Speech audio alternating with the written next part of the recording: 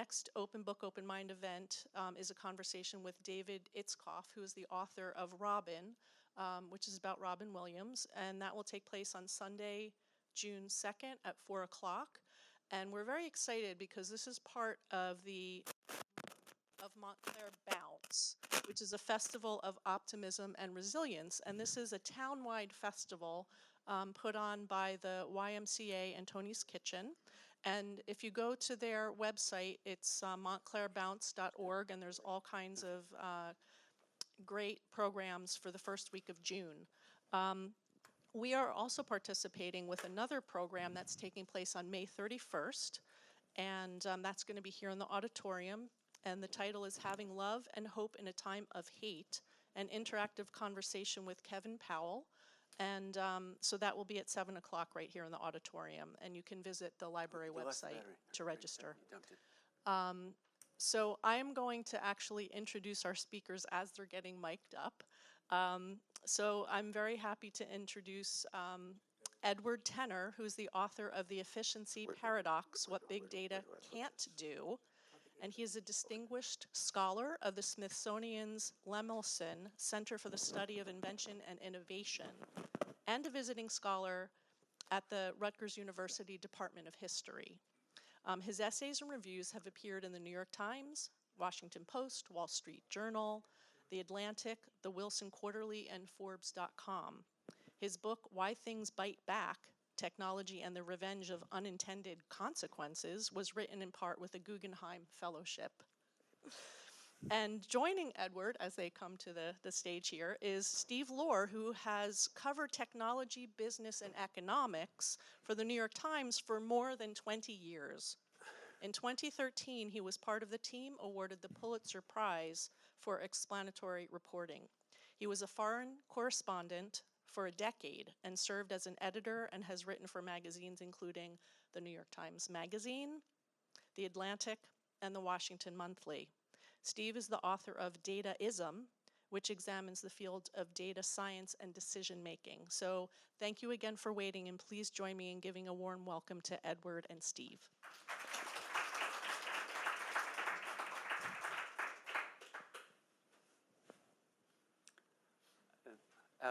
Thank you. Edward, you going to do a slide? Yeah, well, I put this slide up. I asked to have this slide put up at the beginning and maybe keep it up because it's a reminder of what has happened to the economy. Is anybody here a native Chicagoan or spend time in Chicago? Well, this building is familiar. It's a landmark on the lakeshore. It was the Calumet building of R.R. Donnelly, one of the world's largest printers. And it was in this building that Sears Roebuck catalogs, telephone books, Life magazines, Time magazines came rolling off rolls of paper. And part of the argument of my book is that this kind of rotary-based continuous process economy was what made the 19th and 20th centuries, and that it has been replaced by a platform economy in which companies operating in the cloud connect buyers and sellers and really make large amounts of money on these transactions. So this building, because it was equipped with excellent electrical connections even 100 years ago and still excellent today, having been upgraded, really great reinforced walls and roof, that's now one of the world's largest server farms. So to me, this transformation of a familiar landmark from my childhood is about as dramatic as they get, although you would never you never think so by looking at the outside of the building. And similarly, a lot of institutions have the same buildings that they had a long time ago, but the insides have been changed by the new world of electronic efficiency, and my book deals with the positive and negative sides of that. And it's, having read the book, it is prodigiously researched and elegantly written. And I paraphrase here, but you come away with it, that these Edward traces a number of technologies going all back centuries, but the current ones we're talking about, a few years ago we used to call them data science, and now it all flies under the banner of artificial intelligence, which is really a bunch of digital data combined with machine learning algorithms from the artificial intelligence toolkit. And the gist here is that, look, they are powerful but limited tools, and use them, be guided by them, but not ruled by them. And this is sort of the unforeseen consequences, and this is the heritage of Edward's career in a way, right? It is replicated in the book. Let's start out. Since efficiency, its evolution is so critical, elaborate on your definition of it as you use it in the book. Well, my definition of efficiency, there are economists and physicists and many other disciplines have their own, but my definition is really a very simple one: getting more for less. So more miles per gallon, more light per watt, more words per minute. And as I like to put it, getting more for less is the next best thing to getting something for nothing.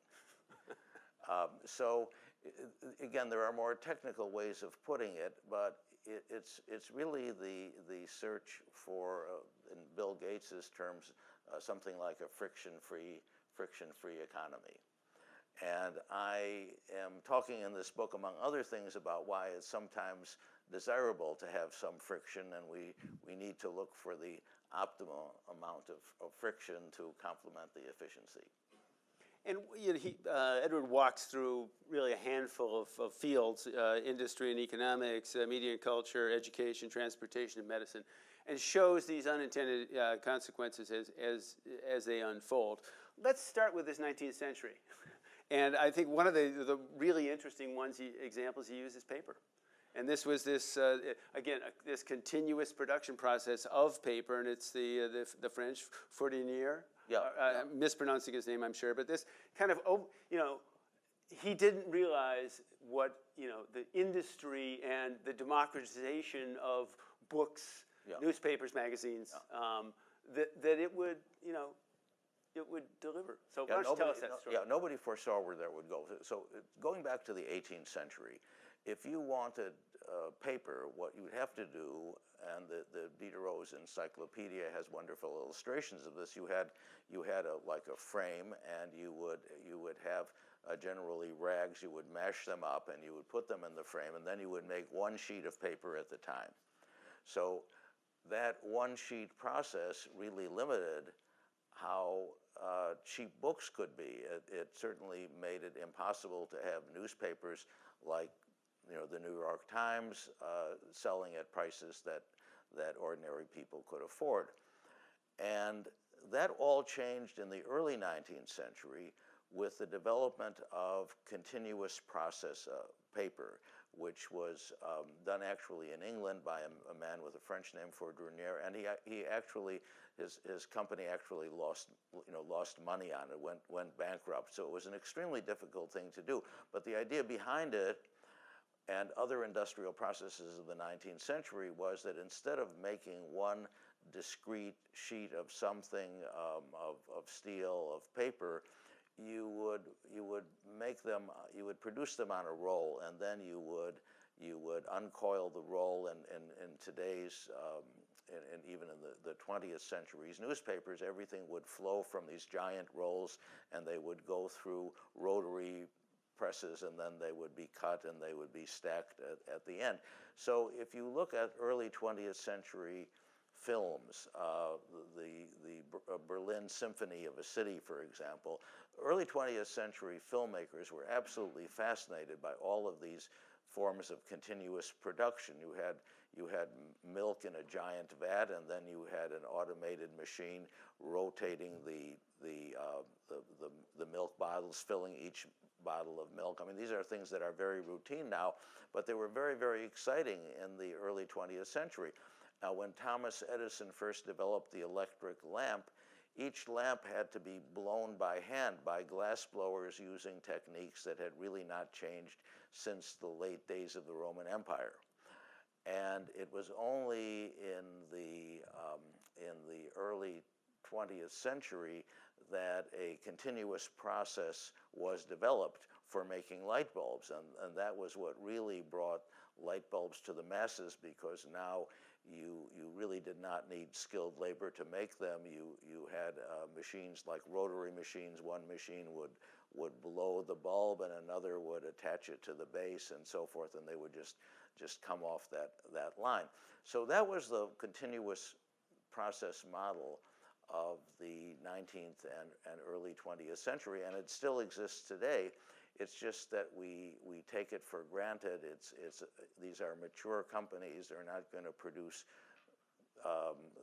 great fortunes now. Whereas it's really in the platform sector that you have initial public offerings like Uber and Lyft, and they're claiming to be the next Amazon. They're claiming that they're going to dominate all kinds of transactions in the future and collect a commission on every one of these transactions and make their investors fabulously rich. One of the concepts you mentioned kind of repeatedly in the book is what you call desirable difficulty. Give us... desirable difficulty sounds like a paradox, but it really is the result of a lot of psychological research. So people have studied, for example, the effect of legibility of type on learning. And in the 19th century, it was sort of assumed that the more legible the type, the better students would learn. And it certainly can make reading more agreeable, but what some researchers found was that if you used ugly types, people, because they had to strain more to do the reading, actually assimilated the ideas better. Now, I'm not a big fan of that. I do not want my future books to be published in Comic Sans.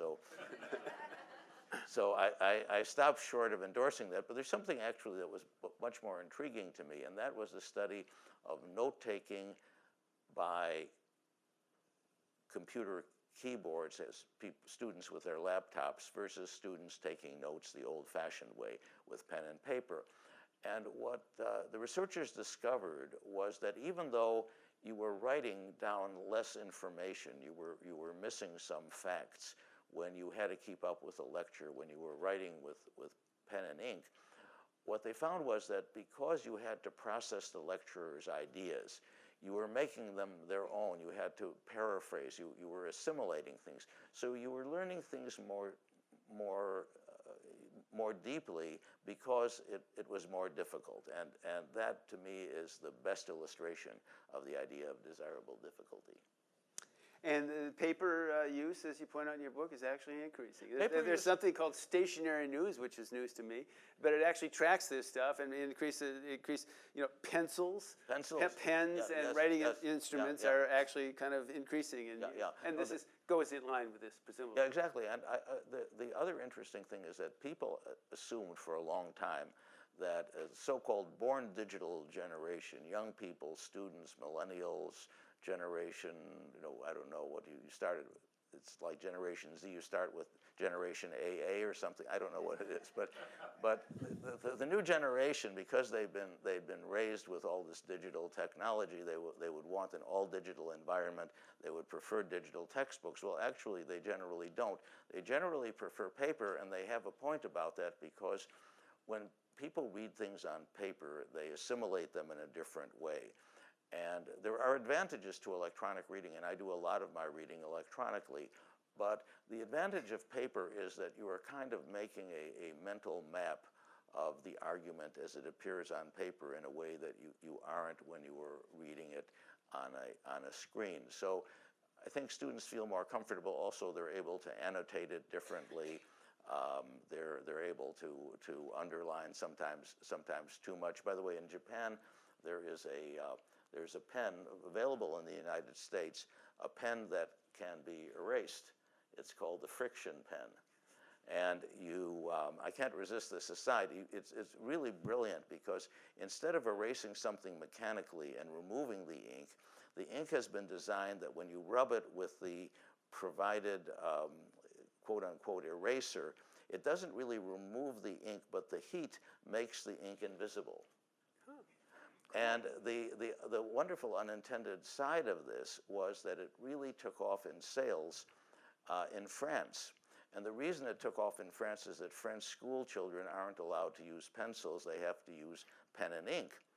And that might seem to be like an understandable quirk of France, except that it was the French genius who developed the pencil as we know it, Conté. So here you have the nation that gave the world the pencil and then prohibit their students from using it. And meanwhile, the Japanese develop a technology that finally lets them use the ink that their teachers love and still be able to erase it. So that just shows that globalization can be wonderful. There you go. And you make a related point on the media side of this, that what we call digital content, content now, letters, characters, and images, versus what you call terrain, which is this presumably the context of a printed book. Yeah, a printed copy of a paper, for example, I subscribe to the Times in print because I find that the way in which the stories are arranged, the editor's choices, form a kind of map. I get to see what they consider most important. I know there are certain genres that occupy this space and that space. And because it's familiar to me, I can really assimilate it more quickly and efficiently than I could if I were when I just look at the list of articles. I mean, there are at least like a half dozen ways to read any newspaper. And by the way, they're very often the content, as the Times recently discovered, the content of various editions of newspapers can differ. So something can be in the print edition but not available on the not necessarily, well, something can be at least on the web and not available in the print edition, and then some internet resources, some so-called aggregators like LexisNexis will have some of those non-print things, but not others. So there's a kind of decentering of the publication. You really no longer know what really constitutes a major paper. I had an interview published in a section of the Washington Post that doesn't really circulate with the rest of the Washington Post, but is edited by Washington Post staff, called the Washington Post Express. So I had never seen it all the time I was in Washington, all of my visits to Washington, and the writer finally was able to find a copy of that. So it just brought home to me how one unintended consequence of all this efficiency is that now it can be very hard for a writer like me to cite a New York Times article because the various versions of it are different. I should say, to the great credit of the New York Times, the New York Times will say in tiny print at the bottom of an online article, a version of this article appeared in such and such an edition on page so-and-so, and God bless the Times for that. For citations. Another theme you pick up, Edward, is what you call skill erosion. And this is, sort of essentially the tools taking over, the people becoming too accustomed to them. And my sense of, the movie dystopia of this world is not the Terminator, Arnold Schwarzenegger and Skynet. It's WALL-E, the Pixar movie, where it works well. You just keep following it, and you kind of lose some of these senses as they did the characters in WALL-E. And that it's like boiling the frog. It's just by degrees and degrees and degrees you lose a little bit. And the criticism of that approach is that you're longing for a better yesterday, right? But why don't we start with Air France 447, which was kind of ties into this, does it not? In terms of what actually happened. This was the crash in 2009. Yeah, that was over the Atlantic. South Atlantic. Yeah, and I think that was because the crew can sometimes, especially when there's an emergency, there are all kinds of ambiguous signals that you can get. So you could be. By the way, one of the big problems of aviation is that your instinct when you get into a stall is to pull up, to climb. But actually, when you're in a stall, when the plane is kind of threatening to crash for want of lift, what you have to do is to dive and increase your speed. So there was a very good book by the father of a famous author of language. It's called Stick and Rudder, and it's still a classic of aviation writing. And that's one of the things he points out, that one of the big problems of aviation is that it's a skill that's counterintuitive. That when you're driving a car, just about everything is intuitive. But when you're in the sky, first of all, you don't have the same kind of sensory orientation. You could be going in the wrong direction, but above all, you have to sometimes do things in a counterintuitive way. So very often the pilots, when they didn't have clear signals, they would make the wrong maneuver. And of course, in the Boeing 737 MAX, the question is whether the pilots had been properly told about this system, had been given a chance to practice it properly. There was, before that, about 5 years ago, there was a crash of an Airbus.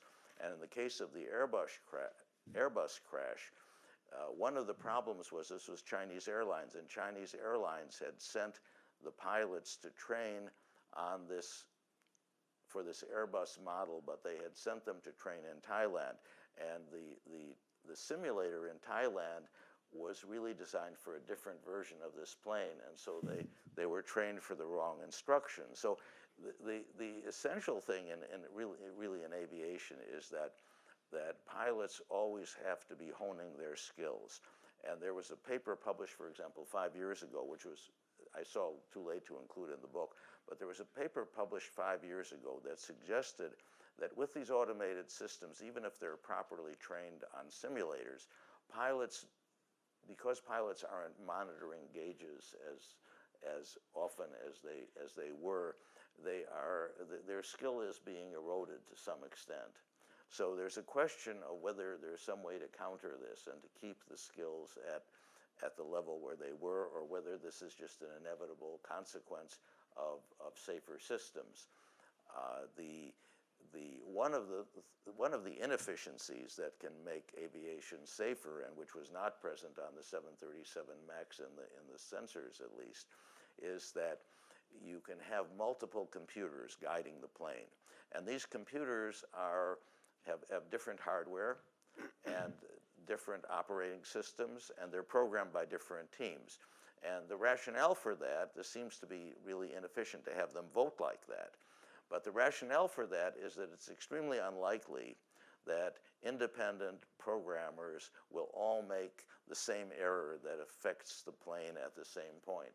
So the majority, the wisdom of the majority will prevail, and that's something like IBM Watson. That IBM Watson will take Jeopardy questions and will process them according to various independent systems, and then these systems will vote.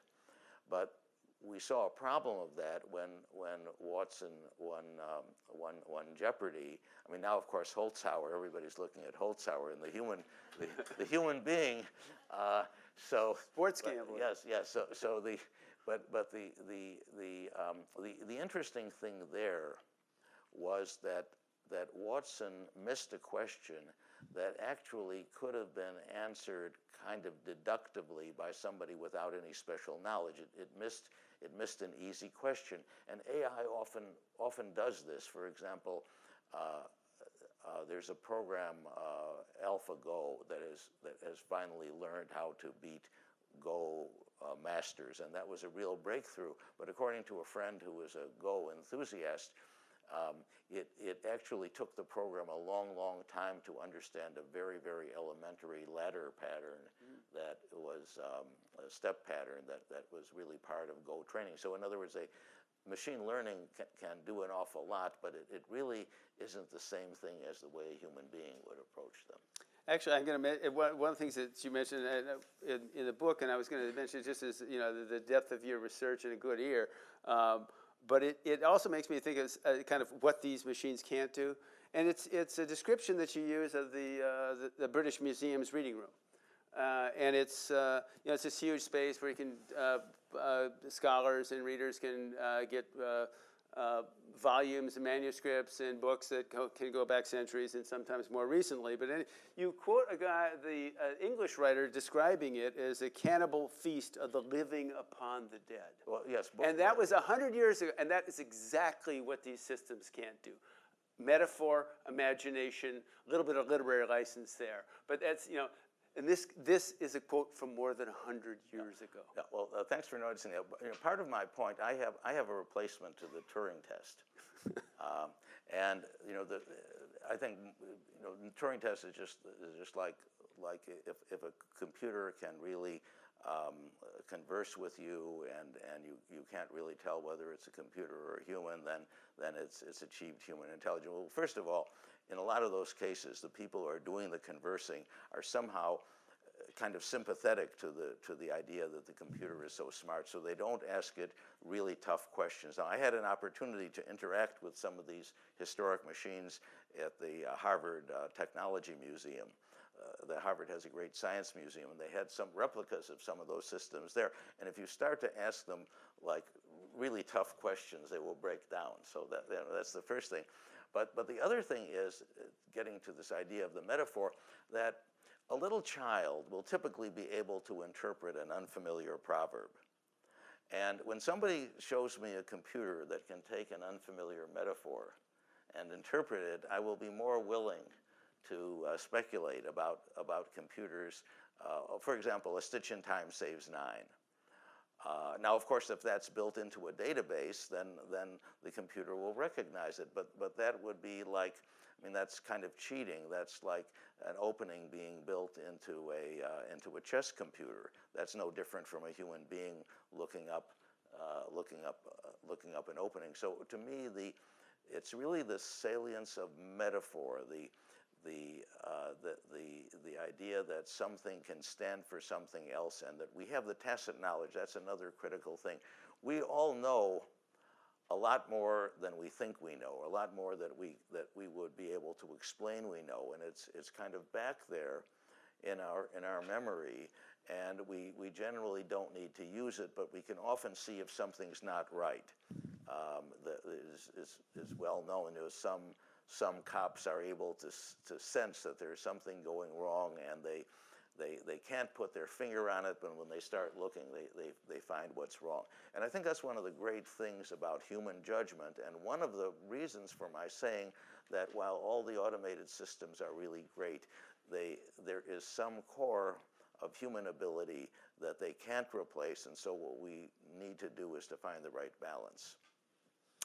And medicine is one of the other areas you go into here kind of at length. Both the electronic health records, evidence-based medicine, personalized and precision medicine, the quantified self, and the rise of false positives are these trends you've seen since the 80s. And another factoid of this was you put into that section was that on the average American 70-year-old is taking 7 prescription drugs. That was, if you're less than that, you're doing well.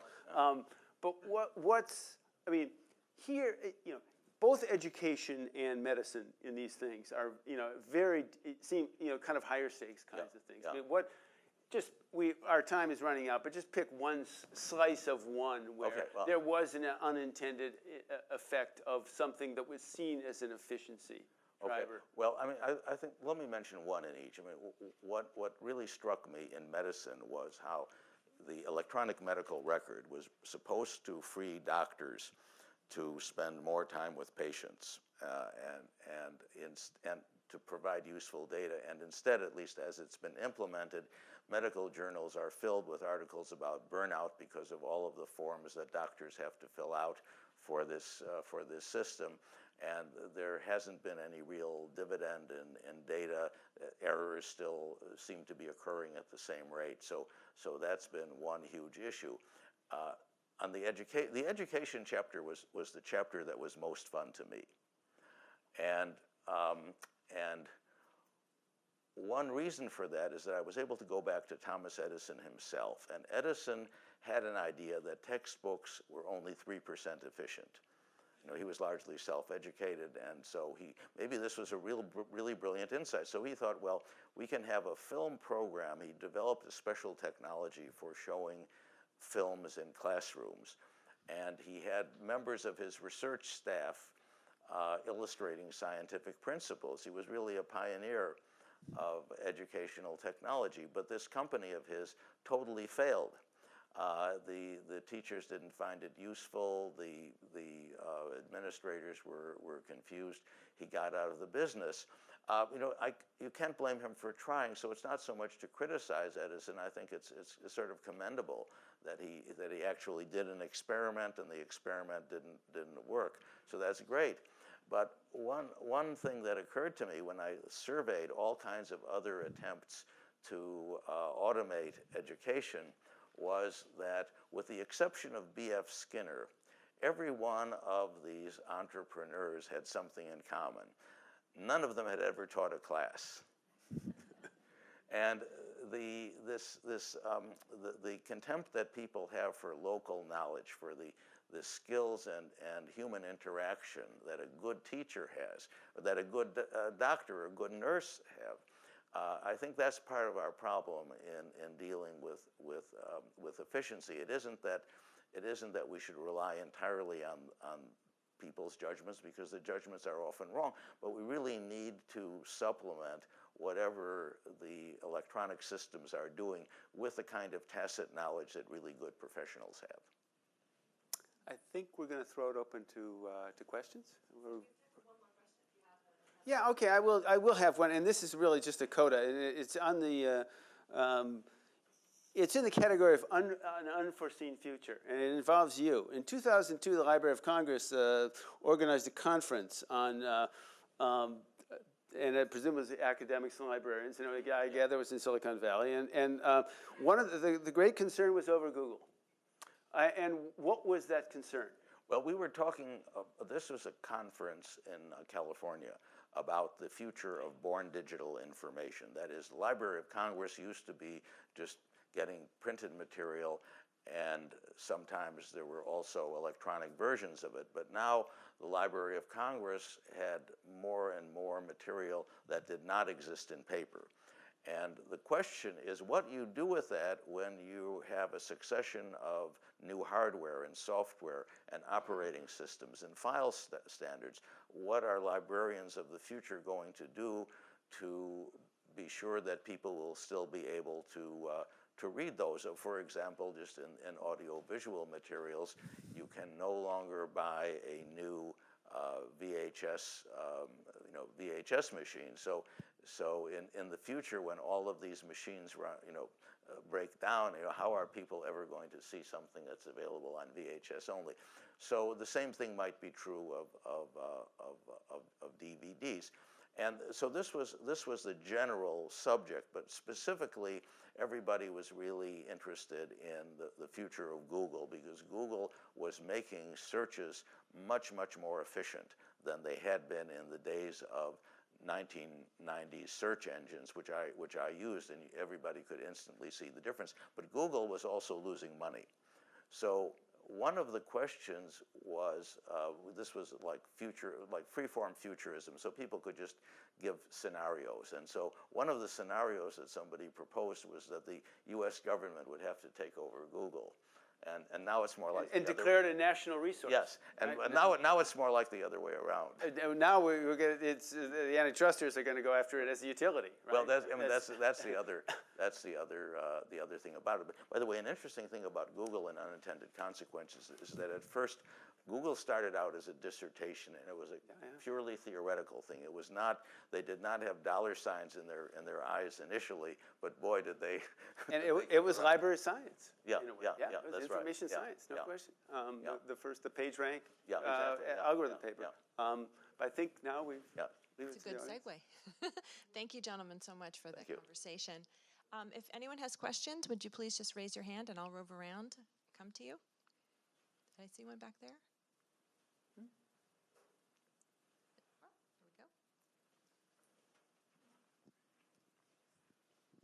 here we go. Good evening. First, thank you very much. It was an interesting presentation. I'm kind of reminded that we talk about efficiency in the home of Frank and Lillian Gilbreth, who were efficiency experts years ago. So shout out to them. Yes. And everybody knows who they are? Okay. We live in Montclair. He died making the telephone call, right? Yeah. Just yeah. I didn't know that. Yeah, at the Montclair train station. And his wife survived. Lillian lived for. He was 55. 1972. I looked it up. She lived another 48 years or something. Yeah, amazing. Anyway, so sorry about that segue, but I did have to give a shout out. But I wanted to ask you about, if you talk about the things that are familiar to you and to me, like the New York Times layout. You like looking at the print because we're used to the layout, or the taking notes by hand because we're used to the pencil. But I wonder about, my children who don't do that. They read only online. They take notes only with the keyboard.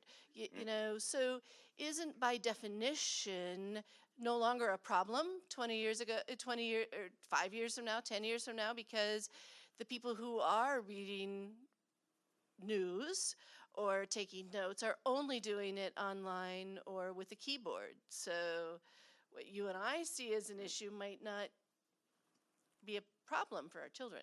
Well, I mean, you're right. You're right that it is not seen as an issue by children. Although, as I mentioned, in the case of the preferences for textbooks, they do recognize paper. So there is not a complete adherence to that. But one of the points that I was making was that these studies were done with children. So it isn't as though children now have become so much more efficient that they're using these keyboards to take notes, and they're doing a better job than they would have. But my thought, though, is that if the schools recognize the benefits, then I still believe that it's possible to have a good balance between the two, not to force students to just totally abandon their technology, but to look for a healthy balance between the two. And I really believe that can be part of the curriculum.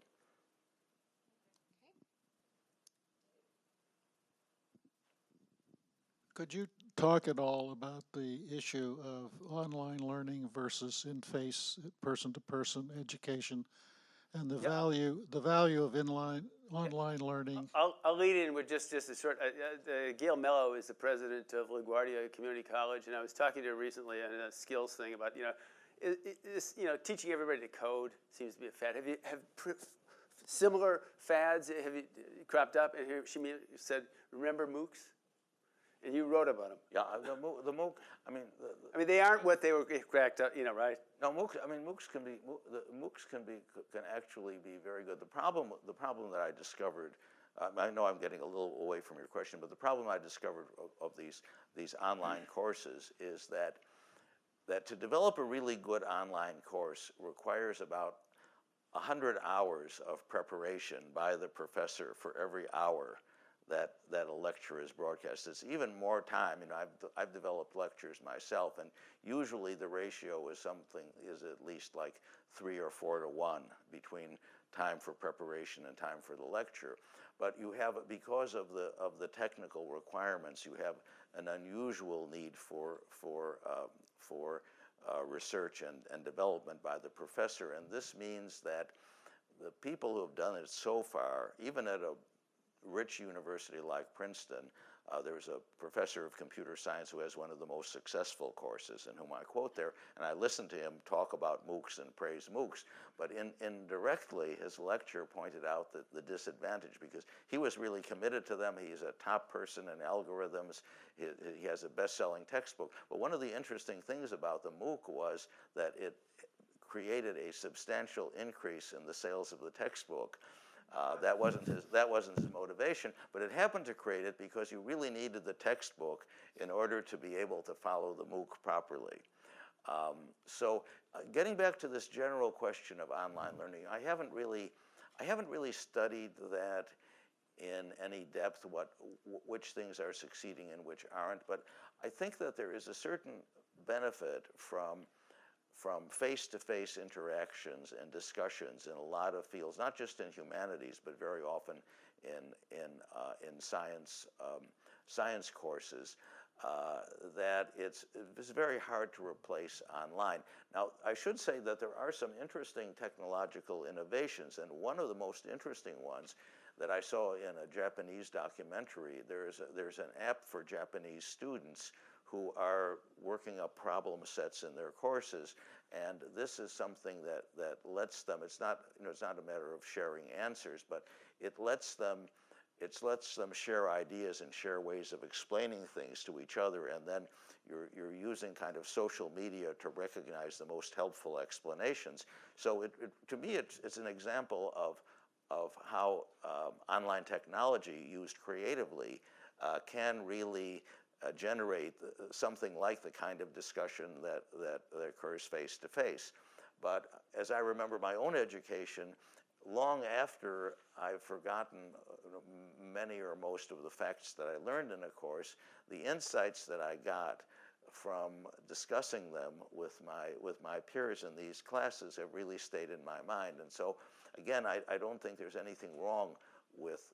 In fact, it's really great to have online resources, but I think that it's a mistake to think that they're going to be entirely enough. And the two big ones were Udacity and Coursera, both out of Stanford originally. And a guy named Sebastian Thrun, who started Google X and has done various, which is it became the driverless car project, is the chairman of Udacity. One of the things they have found is that just one weekend face-to-face session triples their completion rates. I mean, with all of these, the online stuff, the completion rates are terrible. The 10% and so forth. 30 is really high. So that's one of the. I mean, again, to get to your point. I mean, some it can be supplemental and so forth. But I mean, there's when Princeton drops its tuition costs, we'll talk about the disruptive notion of online, right, or any of these schools.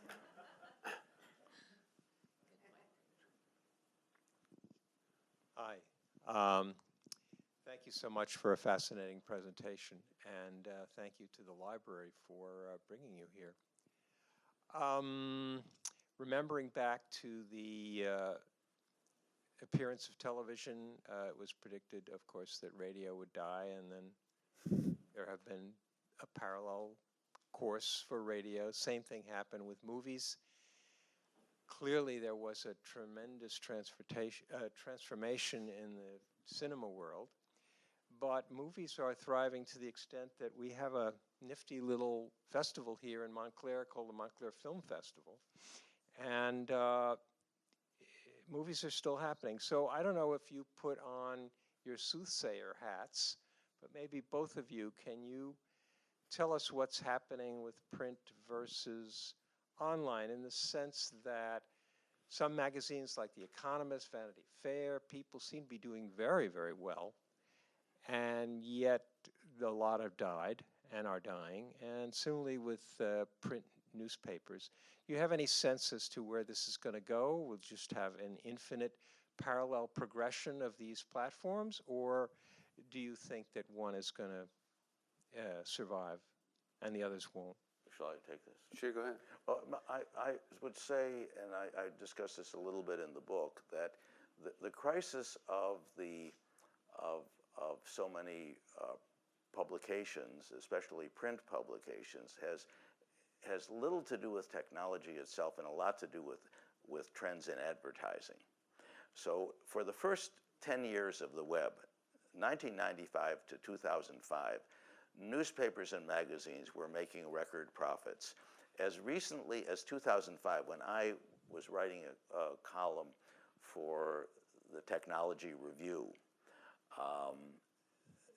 they were relaunching it, and I believe the publisher of Technology Review, I may not be remembering this correctly, the publisher of Technology Review is getting a huge salary that I think may have been more than the president of MIT, because they thought there was such a future in advertising in like a leading technology magazine. All of the tech companies would have to advertise there, and they were doing very well. But then there was a kind of cliff in 2005, and the descent got steeper after the rise of mobile computing in 2007, and then various advertising media of Craigslist and then the social media advertising were able to persuade advertisers, and I say that there's really not that much hard evidence about how much more effective at all that advertising is than print advertising. A lot of advertising is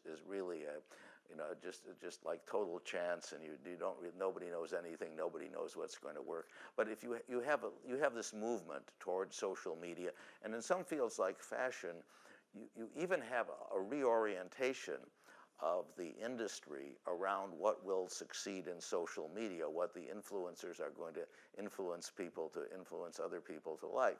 So once you're designing products around that kind of influence, then it makes less and less sense to take those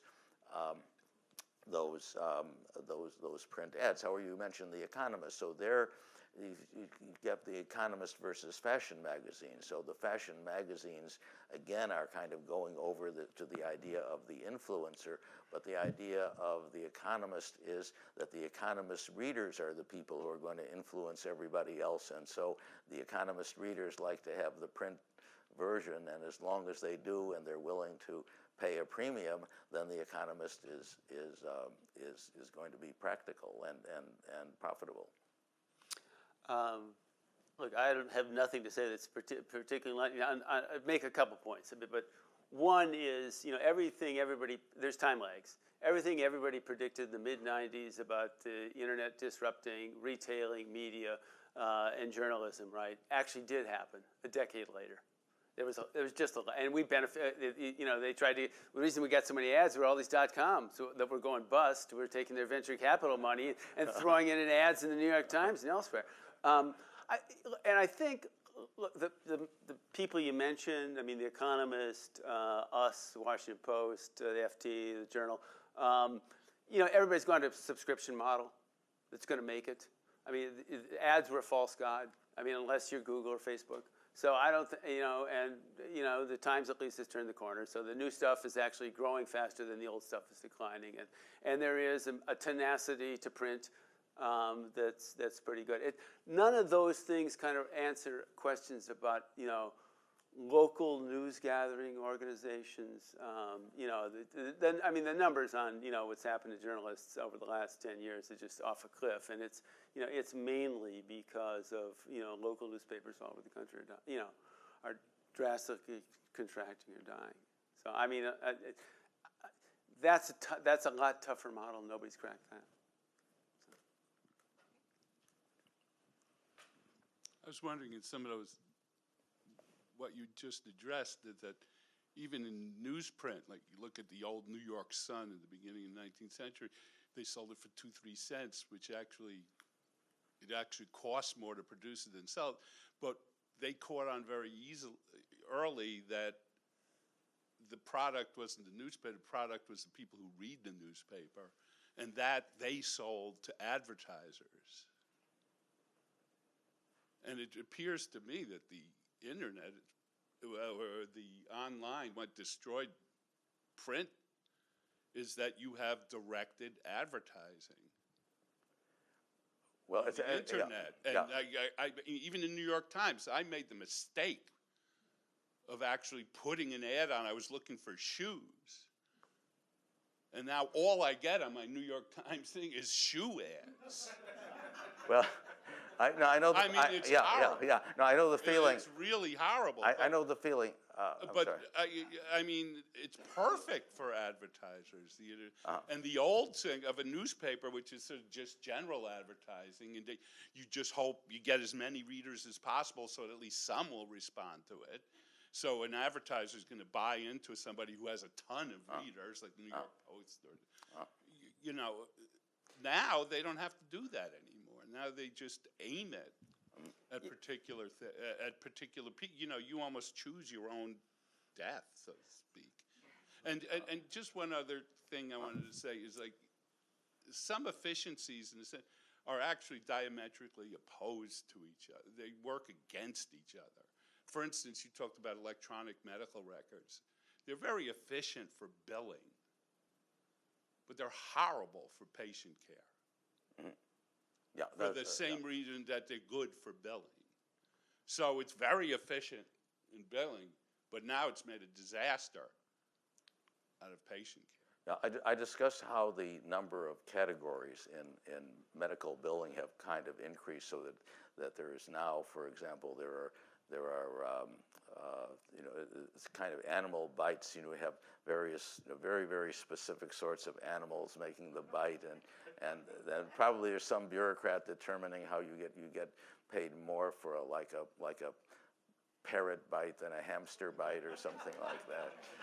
Or less. I don't know. I've never been, never been a veterinarian, but it's very true. But one thing I've found is that although, if I look for shoes, I will be reminded, for example, of that particular manufacturer's shoes. But it's not as though I get, maybe, people's experience are different, but mine is that the tracking cookies have worked very well, and so I get reminded of what I've looked for and very often bought in the past, and that makes sense. If I've bought a pair of shoes from LL Bean in the past, then there's a good chance I will buy a pair in the future. The question is, though, how really brilliantly precise at determining people's tastes these algorithms are.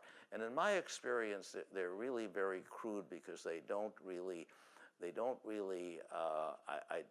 not very good at identifying the kind of specific things I might be looking for at the moment. I think it's good that my privacy has been respected to that extent, but the downside of that for advertisers is it's really, for me at least, it's really not, it really is not that efficient in reaching me. And so when I looked, I looked for evidence that proved the effectiveness of online targeted advertising. By the way, companies like Cambridge Analytica really kind of enjoy this idea that people are afraid of them, that they are so manipulative they can reach people that exactly. So they have a kind of interest in being considered so frightfully efficient. But I am kind of skeptical about just how efficient they are in getting in uniting all of this data about us. So I would just give you one story in that regard. I spoke at the Harvard Club last week, and my host at the club is an international consultant who travels a lot. And she said that she has 2 computers, and she deliberately varies her searches and reading between the 2. One of them is a right-wing computer, and the other is a left-wing computer. And so what she finds is, and maybe you can try this at home and let me know, but what she has found is that I think it's the right-wing computer gives better fares to Europe, from the airlines, and the left-wing computer gives better domestic fares. And I think the reason for that probably is that the algorithm says that these cosmopolitan, bi-coastal people have a greater demand for international flights. They're less interested in domestic flights, and so you give them an incentive for the domestic flights and the opposite for the right-wing computer. I have not yet tried this at home, but I have 2 old computers, and I've been wondering what on earth I could possibly use them for. So soon after this, I will kind of reprogram them and give each one of them a personality by looking at Breitbart or whatever, and on one hand, or like Bernie Sanders campaign on the other, and I will see, and I will, anybody who's interested, I will report to you the results of my research, because one of the interesting things about search engines, their strength as well as the weakness, is that they give people what they think they're looking for. So if a search engine detects by the terms of a search that somebody is a bigot, they will give you bigoted sites. And if they just find that somebody is progressive, they'll give you progressive sites. So it's a case of efficiency in the sense of really being eager to please you and give you what they think you want. That's great. Any last questions? Okay. Hi, thank you for your time and spending it, especially on a Friday night, with us. I'm really curious, just would love your thoughts around how you think our society has changed or is changing, especially based on what, you had just mentioned, like getting served, if you read this book, you would also like, and that collective like-mindedness. So I hope that's thank clear. you. I'm really delighted that you raised that point, because these recommendation engines are really very, very good, and I appreciate them. However, one of my big themes in the book is the counter serendipity of efficient technology, that because they're kind of looking for something like what you've done before, they make it harder to discover something really, really new. And I have a personal anecdote behind that, because I once had a call that I first thought might be a crank call from somebody who identified himself as John Kennedy. And it was John Kennedy Jr., and he had seen my book in a bookstore while looking for another book. And I had never thought of ever writing for George magazine. It seemed like totally foreign to me. But John really, he loved my writing. He took me to lunch in New York, and I wrote a couple of articles for him. So to me, there was just an amazing connection that was made just by the presence of physical books in a bookstore. So I became a real convert to the gospel of serendipity. One last question, anyone? Okay, well, thank you, gentlemen, so much. Well, thank you. I really appreciate it.